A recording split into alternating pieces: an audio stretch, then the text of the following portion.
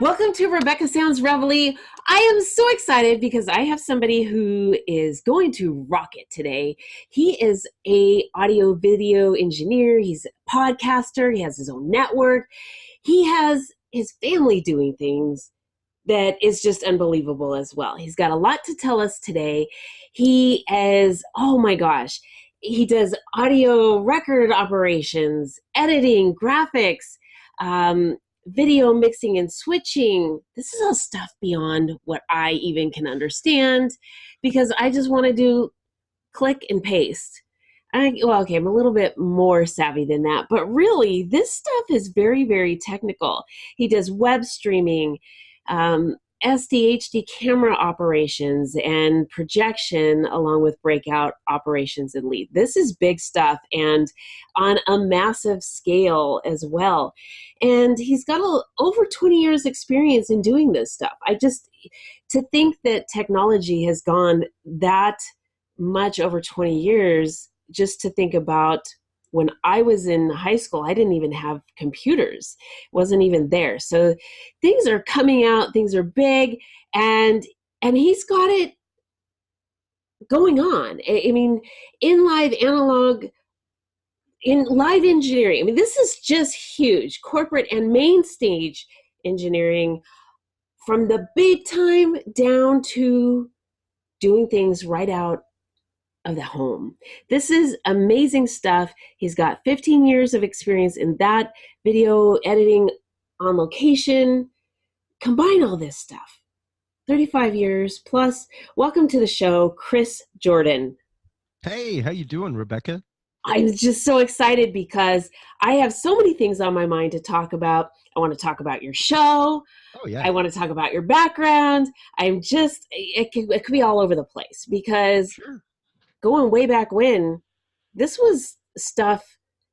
I'm thinking pagers. I'm Oh, thinking. yeah. The phrase I use with people all the time that come up with their PowerPoint presentation and ask me to run it for them. I was like, if I'm going to run it, we're going to step into 1983 and next slide, please, real quick. Yes. Back when I was like the only kid in science that knew how to load the slide projector. You know, how to load a carousel into the slide machine. Well, it's funny you say that because now I have some. I have some experience also in sales, and at one point of time, I was a district sales manager, and I used to take this projector and have these transparencies and put them, write something on these transparencies, put them and project it onto the wall. So it was really quite interesting. And it's just evolved into things where we can do things from the home, and the things that you do corporate wise to just these main events. These are huge things to do, and they are very intricate and detail oriented. How did you get from going to 1983 to, the 21st century? This is big stuff, Chris. Well, it's thank you. It's been a long road for certain, and I went down a lot of paths, Rebecca. If I can refer back to our conversation a few days ago for our guest today. A few days ago, we were talking about children and how to bring children up, and when you notice that a kid keys in on something, follow that. Just rabbit hole with it. Let them go. I have found that my child loves buttons. I loved buttons and wires as a kid. I followed a completely different path when I went to college. I went down the route of the seminary my first year. After that, down a road of psychology with education, going to be a teacher or counselor in public schools. Went into youth ministry from there. And it wasn't till years later that somebody told me, I was making my own music with things like what you see back here, and somebody was like, "You have a real aptitude for this. Have you ever considered this? This a hobby? It's not a job. What are you talking about?" Because sure, you could go out and be the next Rick Rubin if you want, but the chances of that are pretty slim to nil, even if you go to somewhere like Full Sail for an education in it. I had been lucky enough to be around the equipment and technical theater in high school, in helping friends who did things, installations, that kind of stuff. Um, and I read more instruction manuals than I did fiction, when I was a kid. That's just how my brain worked. And I love it. when when I found out that I could I could be paid to travel around and even to be in my home and do what I did in technical theater in high school without a college degree, um, it blew my mind. Especially the day that I got out of rock and roll and, like you said, found the corporate realm. The day I found corporate money, I ran arms wide open. I was like, goodness Lord, these people want to pay me amazing day rates, great, good, proper money. Not like, hey, here's 75 bucks and a t-shirt for loading in a show with 18 wheelers full of equipment, which is very much rock and roll. You do it because you love it, and I still do it because I love it. It's just now I'm compensated better I for my really, skill set. mhm. I want to point this out though to the audience, because one of the things I really love to do is share things that will help people to Yeah, move forward. And you have said some things that are really important, in that you've had a passion for something, something that you really love to do. And it wasn't that you had to do something with education to get it to move into yeah, this direction. And you have been very, very successful at it. You have a production company, you have an entire network, and you love what you do. This is really important. yeah. It is. And I want to share this with the audience, that if you have a passion for something, you've got to follow your passion and do it, because you're going to be so pleased internally. And it's like you said, it's not like a job, it's like a hobby. And doing something you love is so rewarding, not only for yourself, but to everybody else that ends up being in contact with you because of it. The ripple effect is unbelievable. Yes. So I just wanted to kind of cut in there and point that out, because I really think that this is such a it's a blessing what has happened to you, and Oh, the absolutely. realization. Hmm. Well, and it really is, like you said, not just a blessing, but it's the fact of, yes, it came through hard work, but what it really came more through was following what I was supposed to be doing. Um, Oh and yes. and what I was supposed to be doing was nowhere near what people wanted me to be doing. And it's something like right now, directly in the room across from us, opposite my workbench. Like I said, all this stuff started when I was a kid. I used to literally get presents for my birthday and Christmas from family members that were like a box of broken items. Uh, and that would be one of their presents to me. It was like, here's a broken hair dryer and radio and computer keyboard, and I just ate that up.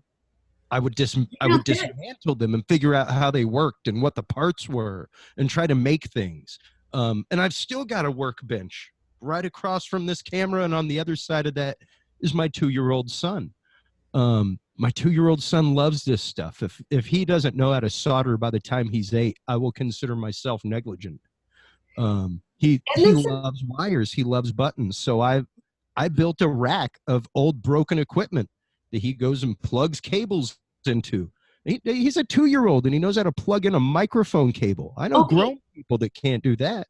Oh, Chris, you're doing a lot by what you just said in allowing him to do that. Not only are you really doing wonderful things as a father, which is what an example to Thank you. everyone here who's listening, for those around you that see what you're doing. What a absolutely phenomenal example. For your child, this is extremely good for his sensory and for his development, because in dexterity also, I mean, there's so many things by what you're doing and how you are allowing him to do this that is making the neurons connect and all of the little things that go on that allows him to grow. These things are Yeah. going to help him to be beyond intelligent with things, the things with his hands, all of those things. This is really important because often we don't take the time to even Yeah. talk about this. So I want to point this out. This is so good what you're doing, Chris. I Thank mean, you. wow. Well, I saw the need for it. Like I said, I followed quite the path. I spent a little bit of time teaching, volunteer wise as well as paid wise, in the younger levels, 4, 5, and 6 year olds, junior high. I taught quite a bit, high school as well, but that was more in Mm. the volunteer area. But specifically dealing with pre-K and kindergarten. I call my son T-Man for a reason. T meaning little in Cajun, because he is literally a little man. He is a little person. Oh, He is a and that's what people forget. We treat them like children when really they are underdeveloped adults is I what they get it. are. We do not give them enough credit. Um, I've taken very careful wording with my son in telling him no, and in differentiating between no and not yet. There are some things that are hard no, like hey, that medicine cabinet, that's a hard no, son. That knife drawer, that's a hard no. Oh, Uh, the drawer with the Tupperware, not yet, see, not this yet. is really good stuff that you're saying, because I have the same issue, and I did have the same issue with my daughter as she was growing up. Mhm. So with my daughter, what I did was I would use things that would separate her behavior from her person. So I, instead of saying that's bad or you're bad, I would say that behavior is inappropriate Yes. or that is unacceptable. You cannot do that. Or because of this behavior, this is what is going to happen. Yeah. And then I would say, I still love you, but that behavior is not going, that behavior is unacceptable. Yeah. So, It's not going to like fly. you, I chose my words because I didn't want her self esteem and her mind to really be affected by the things that I said, because people, in my opinion, Chris, we're all good, deserving people Oh of yeah. love and attention. And it's choices, it's behavior that cause certain things about that person to have had things happen. And those things Yeah. can be changed. Yeah. Yeah. Yeah. Absolutely. And to say that anybody is defined by a moment,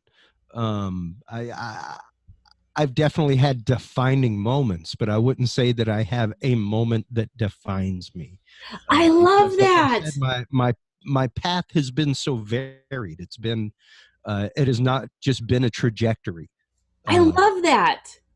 and even to think about my child and people are like, my God, you're going to make him into a tech for it. And it's like, hey, if that happens, cool. Like he can have a job anywhere doing anything he wants. Then he could do audio, video. He could build websites. He could build computers. He could build circuits from the ground up. Sweet. Those are all things that I have taught myself to do over the years. I went to school for about 6 months for audio engineering before I was told by one of the professors, you should really just go out and get a job doing this. You've already progressed to the point that most of our people like are going to be whenever they get out of the studio. Like they don't know what these cables are right now. Uh-huh. You came in with a vast amount of knowledge. So Yes. they were like, my suggestion is it's the who you know and what you know industry. You already have the what you know. You just need to know people. You So know, go out, put yourself in the situation to get to know people. you have a really good point there, because oftentimes we think, I have all of these qualities and I can't do anything with it. But you have a really good point. You have got Yeah. to make your circle of influence grow. That's right. Really important. And like you can take a look at some of the presidents of the United States who didn't have certain formal education. They had self-taught education, and I believe it was Abraham Lincoln who became a lawyer due to being self-taught. Yep. It wasn't a formal education. So people can do anything that they want to do. And Yeah. you have to not tell yourself you have limitations just because there's a lack of this or a lack of that. No, you can do anything you want to do. You have to do what you just said, though. Well, number one, you have to see value in yourself. Yes. For so long, the things that I loved were considered hobby. My inventing. I won't say which platform, but one of my platforms, the security question of what was your dream job as a child, and it was inventor. I wanted to be Doc Brown. I wanted to be the crazy scientist at the end of the road with a bunch of machines that nobody else knew what they did, and maybe they worked, maybe they didn't. That was something that I wanted to be. People thought that I was a nut. I am a nut. Come on over sometime. You'll see, Rebecca. But I love it. the No, fact but see, is, that's creative. It's I creativity. yeah, it's the fact that I could have done it years and years ago. It took me till I was easily 28 was when I full on started my business. I was 28 or 29 and started selling recordings to musicians that I worked with, and I had a day job while I was out engineering. I engineered 5 nights a week until about 2 a.m. and then I was up at a day job at 8, 5 nights a week. Okay, let me ask you. I mean, I want to talk about age here for a minute, just because I know in me, it was somewhere around 28 also that really certain things in me just began to come to fruition, all of life experience, along with things that I had learned, and then inner things that, I mean, just all of this. It's kind of like as a child, when you first have a child, you look at these certain developmental stages.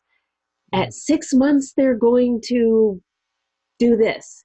And at one, somewhere around one, they're going to start walking. You're going to see them take their first step. And I don't think that at any other age in life that we don't have milestones that we Yeah, begin to do things. And so it seems, it's just really interesting that you said 28, because it seems like that's kind of where it clicked for me too. And if I think about it and I look at others that at that age, it seems like life does different things and yeah, just blossoms differently at that time. yeah. That age tends to be a lot where people decide to start following a passion aside Mm. aside from their day job. It's when a lot of people start to realize that their day job is not their passion. You have a When good point. when they start to get the unfortunate disillusionment. And don't get me wrong, like jobs are necessary, folks. We all need a job. Idle hands are the devil's playground, to go back to my seminary day. Yes. Literally, my 2 weeks with my son here in the last 2 weeks since I've had downtime and not been on the road uh, have been manic because I don't know what it's like to not be busy. So while he sleeps, I hop in the back and code website, or I built a bunch of trigger boxes because I had the parts and nothing else to do. So I built like mad. Okay, so without, maybe the audience won't know what a trigger box is, and we've got to separate that from something really scary that could happen. So, Sure. Well, granted, it it is what it sounds like. It's a trigger box. It's a sequencer, but it's more for like fireworks. Um, I'm actively working right now, Rebecca. I'm getting ready to turn 44, and I can't be quoted on air for this yet because I'm still working on it. But oh, I have a stuntman friend of mine who is a professional daredevil, is he your crashing stunt double? cars on fire, and I'm literally be looking at being put on fire on purpose for my 44th birthday. Um, What? so I was like, if I'm going to do a full body burn and do like this stuntman thing and have myself set on fire for my birthday, I'm going to build the box that does it. Oh my Like, goodness. Seriously. so yeah. I'm still working on it. Don't know if it's going to happen, but it's one of those bucket list things. I will Okay. never ever jump out of a Okay. plane. I will never ever climb Everest because of my acrophobia. Well, I'm But going to I'm call not them that right afraid now. of fire, and I'm not that afraid of explosives. Okay, well, I am. And so I'm going to call this right now. I would like to be the first person to be able to interview you. And if I have Okay. to go on location to do this, I'm going to ask. Hopefully it will be live streamed. If it happens, it will be live streamed on the internet. I assure Okay. you. That was the three criteria from my wife when I mentioned if Dr. Danger wants to Oh, set me on fire, which oh is my gosh. a common course of conversation. Whenever you talk to the man, he'll be like, "You want to be set on fire sometime? I'm your guy." Did you see that? My Uh, video was shaking over that. I mean, like, I have movement here. so yeah, Whoa. it was.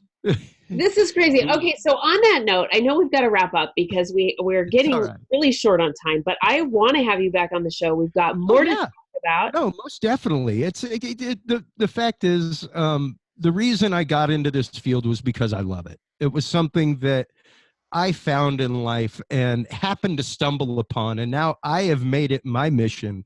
That when people ask me, and I get asked all the time from Lyft drivers, like, "How do you get into that?"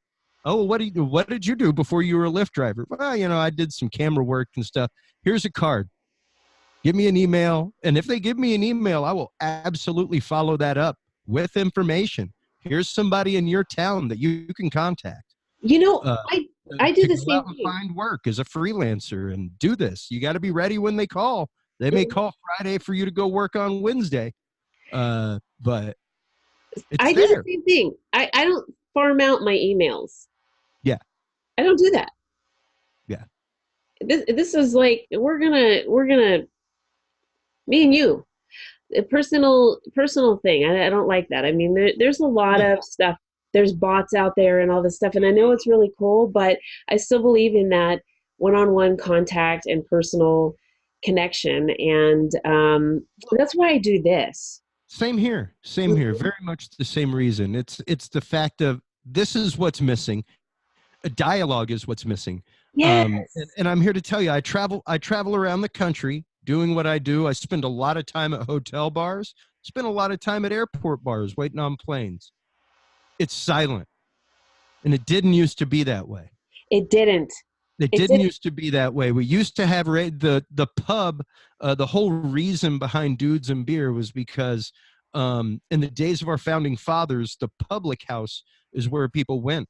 We shared neighbor fence lines with people that maybe we didn't agree with, but whenever we went into town, we sat at the same tavern. We had a glass of ale from the same barrel, and we talked about stuff and we differed. And when we came back into town again, we still sat at the same tavern and had conversations. And we You know, talked about religion, spirituality, science, politics, economics, all these things that are now verboten yeah, to and you still talk be about in friends. public.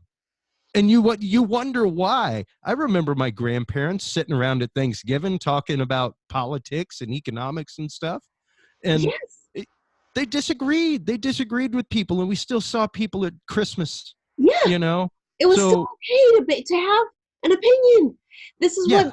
it kind of made a balance in life. You were able to at least get another perspective on something, and that allowed you to see if you wanted to change your point of view. Yeah.